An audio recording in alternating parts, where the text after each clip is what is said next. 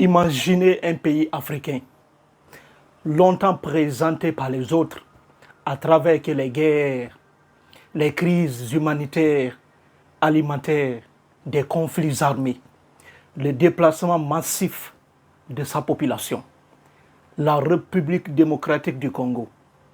Et aujourd'hui, la situation a complètement changé parce que la RDC joue aujourd'hui un rôle extrêmement important au sein du Conseil de sécurité des Nations Unies. La RDC occupe la présidence tournante du Conseil de sécurité des Nations Unies. Un rôle extrêmement important pour ce mois en cours. Et la RDC a pris la parole. Une parole qu'on va analyser, un discours exceptionnel qu'on va analyser tout au long de la vidéo. Écoutons très bien et on revient. Je vais maintenant faire une déclaration en ma qualité de ministre des Affaires étrangères, de la coopération internationale, de la francophonie et de la diaspora congolaise de la République démocratique du Congo. Et j'ai l'honneur de vous donner lecture de l'allocution de son Excellence Félix-Antoine Tshisekedi Tshilombo, président de la République démocratique du Congo, qui, empêché, n'a malheureusement pas pu être présent parmi nous aujourd'hui. Monsieur le secrétaire général des Nations Unies, Madame la directrice générale de l'Organisation mondiale du commerce, Excellences, Mesdames et Messieurs les membres du Conseil de sécurité, Mesdames et Messieurs, c'est avec une grande fierté et un sens élevé des responsabilités de la République démocratique du Congo assume, en ce mois de juillet, la présidence du Conseil de sécurité des Nations Unies. Présider ce Conseil, c'est assumer pour un temps une part de la responsabilité collective de notre monde. C'est rappeler que cette enceinte n'a pas seulement vocation à répondre aux crises lorsqu'elles éclatent, mais aussi à identifier les facteurs qui les annoncent afin de mieux les prévenir.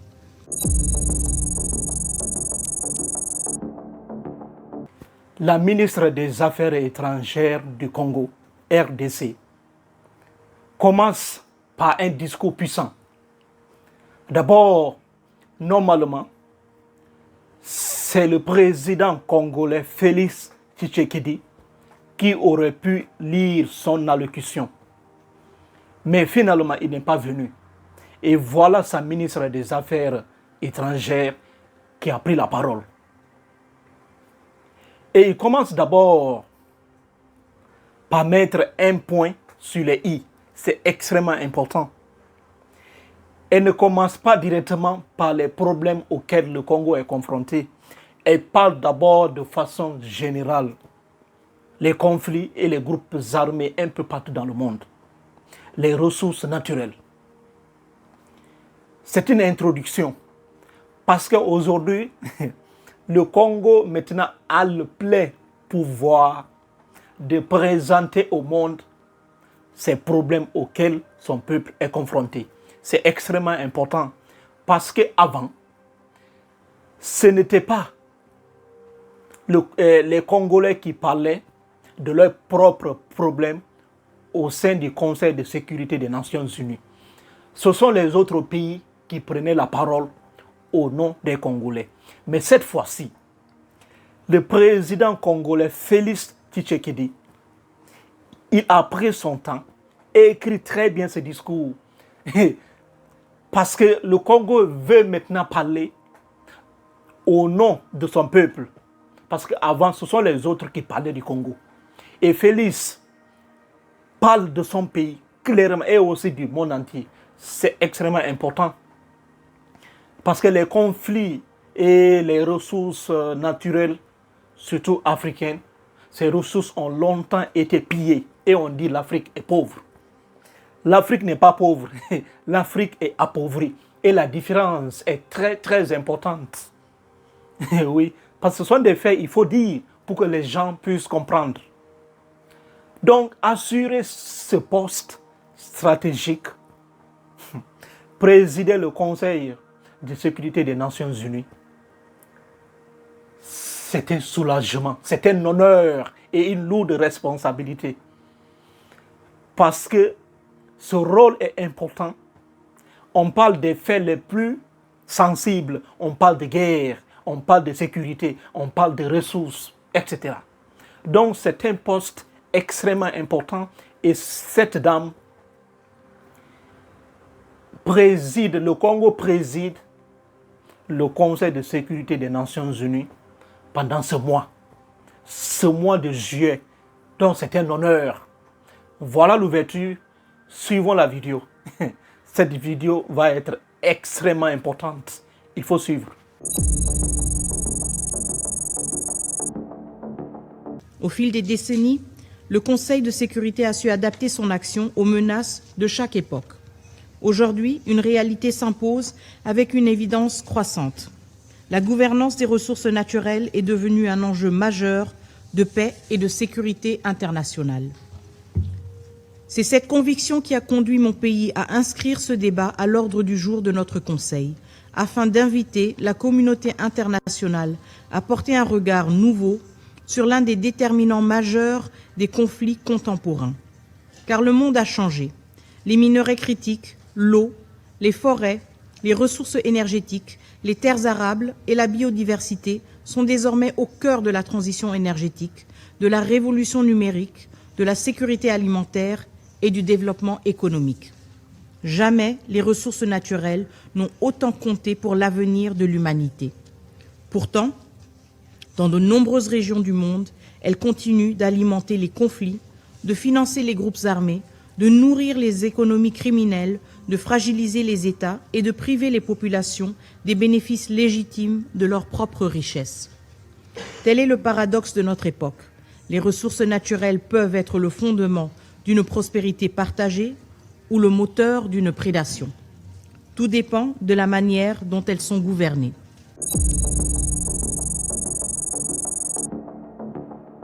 Voilà la deuxième partie de son discours. Cette partie, elle est extrêmement importante. Et elle dit clairement que le monde a changé. Aujourd'hui, l'humanité dépend de plus des ressources naturelles. C'est un fait clair et net. Et aujourd'hui, le regard des Nations Unies doit être porté sur les ressources naturelles. On va parler de l'eau, les minéraux critiques, etc. Donc le regard doit être porté sur ça. Vu la transition écologique, la transition numérique, et aujourd'hui on parle d'intelligence artificielle, on parle de voitures électriques. Donc l'avenir du monde aujourd'hui est lié aux ressources naturelles. Et la RDC est le centre de cette révolution numérique. Parce que tous les minéraux critiques viennent de la RDC. Tous les minéraux critiques, je vais le dire ainsi, parce que les minéraux critiques, 70%, par exemple le cobalt, la RDC est le plus grand producteur. Et les réserves de cobalt qui se trouvent en RDC, on ne peut pas trouver ça même ailleurs. Donc la RDC occupe une place extrêmement importante. Et on ne peut pas parler des minéraux critiques sans parler de la RDC. Donc le rôle des Nations Unies doit porter un regard absolu sur la RDC, sur les minéraux critiques. Parce qu'aujourd'hui, ces minéraux critiques sont devenus aujourd'hui des sources de tension. Depuis des années, il y a une guerre à l'est de la RDC, une guerre infinie, où il y a eu énormément de morts. Donc, la ministre des Affaires étrangères parle au nom des Congolais. Et il faut que le Conseil de sécurité des Nations Unies regarde très bien la situation du monde et surtout les minéraux critiques. Il ne faut pas attendre qu'il y ait des guerres avant de prendre des précautions. Il faut prendre des précautions avant que la guerre ne s'éclate. Donc la ministre des Affaires étrangères de la RDC envoie un message extrêmement puissant. Il faut que le monde entier regarde ces ressources. Parce qu'aujourd'hui, les ressources énergétiques de la RDC, ces ressources peuvent pratiquement nourrir toute l'Afrique. Quand on prend l'eau, la RDC avec ses débits d'eau extrêmement énormes, la RDC peut allumer toute l'Afrique entière en électricité, peut fournir de l'électricité à tout le continent africain. Donc, la RDC occupe un poste extrêmement important et il faut que le Conseil de sécurité des Nations Unies voit la situation de près. C'est extrêmement important. Sinon, cela deviendra une malédiction. Parce que là où on voit les ressources naturelles, souvent, ça se termine par une malédiction. Et les époques ont changé. Comme elle a si bien dit, les époques ont complètement changé et il faut revoir très bien la situation. Voilà un point très important. Continuons.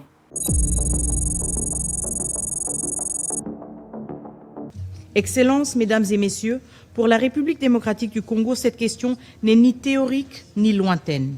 Elle touche à notre histoire, à notre peuple et à notre avenir. Notre pays compte parmi les plus riches du monde en ressources naturelles. Ses minerais stratégiques, son potentiel hydroélectrique, ses vastes terres arables, son exceptionnelle biodiversité et le bassin du Congo, l'un des principaux puits de carbone de la planète, constitue un patrimoine dont l'importance dépasse largement nos frontières. Pourtant, cette richesse s'est trop souvent transformée en vulnérabilité. Là où elle aurait dû financer le développement, elle a alimenté la prédation, la violence et l'instabilité.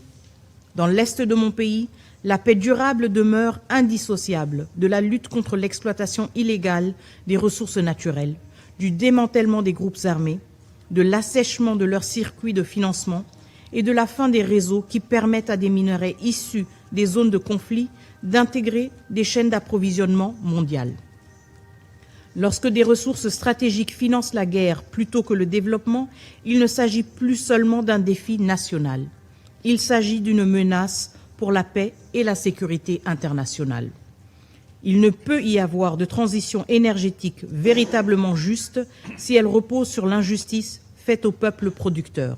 Il ne peut y avoir de chaîne d'approvisionnement réellement sûre sans sécurité pour les États et les communautés qui produisent ces ressources. C'est pourquoi la République démocratique du Congo ne vient pas devant le Conseil de sécurité pour se plaindre, elle vient partager une expérience, porter une conviction et proposer une voie.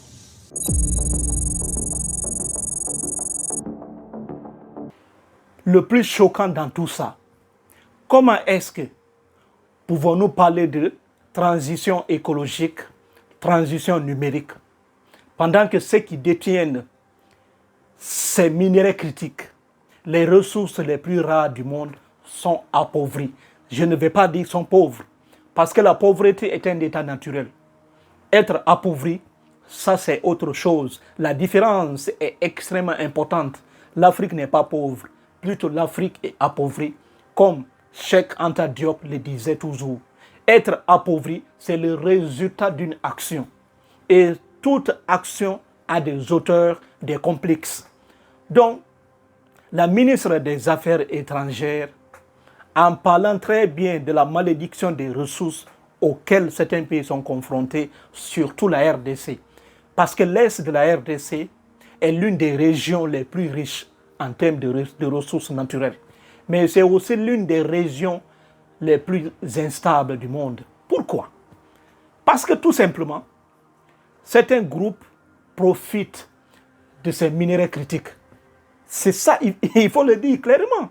Et on ne peut pas parler de transition écologique, transition numérique, sans pouvoir résoudre ces problèmes. Qui achète ces minerais critiques? Qui les achète?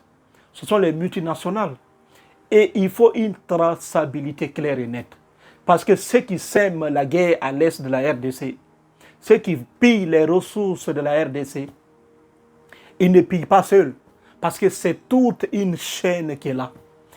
Eux n'ont pas la technologie nécessaire de produire les produits finis.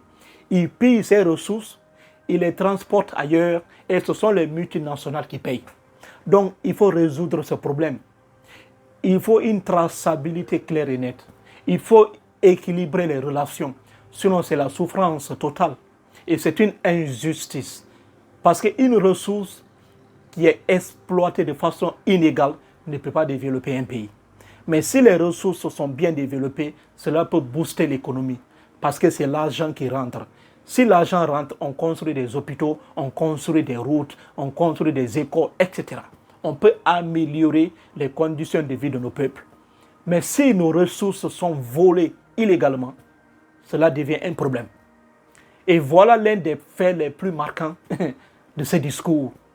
C'est pourquoi la RDC aujourd'hui ne parle plus en tant qu'invité. La RDC parle en tant que présidente de cette organisation, Conseil et paix de sécurité des Nations Unies, dont la RDC occupe ce poste pendant ce mois. Donc, elle préside cette présidence du Conseil de sécurité des Nations Unies et elle a le plein droit de verser sa colère, de montrer ce que le pays traverse pendant des années. C'est extrêmement important. Voilà la première partie du discours. On va continuer sur la deuxième partie. Abonnez-vous massivement pour ne plus rater aucune de mes vidéos. Merci et merci.